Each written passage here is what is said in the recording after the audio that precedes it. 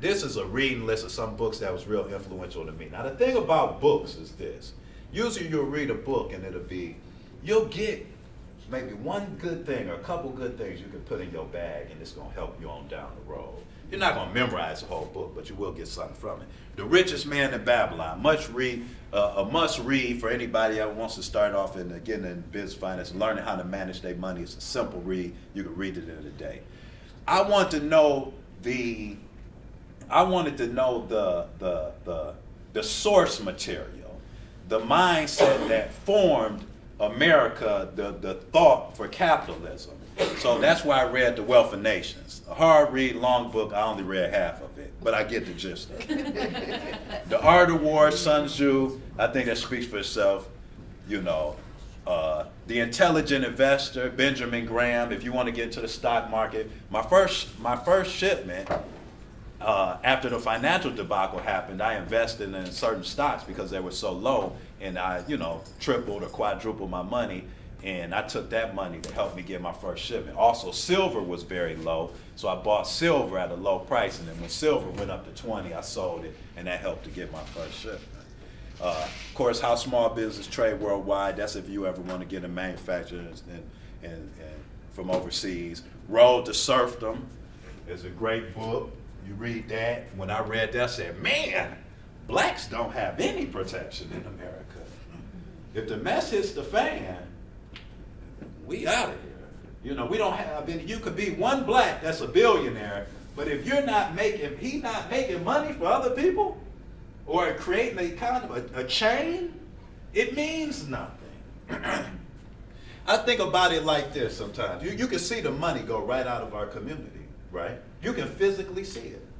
You have a soul food restaurant. I'm not saying this to offend anybody. I'm just saying this to say, it's like, how many, New York whites go to soul food, and Detroit sometimes too, but how many on per capita in the hoods do you see whites and blacks, whites or any other race going into a soul food restaurant? Most of their constituency is going to be black. But in a Mexican restaurant, there's blacks in there all day, shoot, and I'm one of them. In a Chinese restaurant, there's blacks in there all day. But how many Chinese are going into the black businesses? So you can physically see the money go right outside your community. And one thing about us, and when I started this, what I wanted to do, I wanted to help other black manufacturers because our brush had so much popularity that everybody was emailing us. We sold to you name the celebrity, we sold. Because if you go shop to shop, city around the nation, everybody's barber is somebody. So that was part of the strategy too. You're gonna meet everybody. You name it, we sold. And so what happens is with black wealth is, I just lost my point of view, but let me get it back together because I got off on that tangent about that. But I never showed respect to persons or anything like that. And you also find out when you're looking for investors, you hear about all this money. Oh, what's name just got 20 million? What's name just got this? What's name got that? So don't be finding it out here. You know what I mean?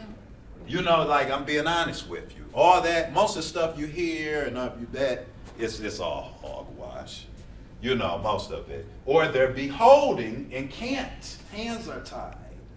That's why it's important for black business not to be beholding and have too many other interests within our business. This was one of my favorite books too. Machiavelli the Prince. That's about strategy and governing. Think and Grow Rich. I think it's a must read. Why should white guys have all the fun? I read that in high school. Rich Dad, Poor Dad. If you haven't read it, you should read it. The Alchemist was about one of the last books I read. If anybody's ever read it, they kind of know why. You got a question? Oh, no. Oh, you know it? That's a great book. In Webster's original dictionary, words are contractual. I want to know the English language. I want to know where to originate from. I want to know the source words. Words are contractual in a sense. Then the other one, for people that want to be in sales. Wait, you gotta go back because I gotta get my picture. Okay, thank you. I just didn't want y'all in it in case you were like, don't use my face on another hairbrush box. If in your face, you'd be surprised. And then Any book by Zig Ziglar, my hero, was a great salesman, and he also was a Christian man. He's a white man, but this man that's boss game. This guy, if you want to know how to sell, how to make money, how to convince people, you know, that's what I got from him. It's like, is the cost too much or is the price too high? It's like, what do you mean? Let me show you. And so let's get off into that a little bit. And then of course, my most important book, if you can, they're kind of rare now, 1611 edition of the Bible, you know, it's been my inspiration. It's my go-to thing, of course. It's living, you know, and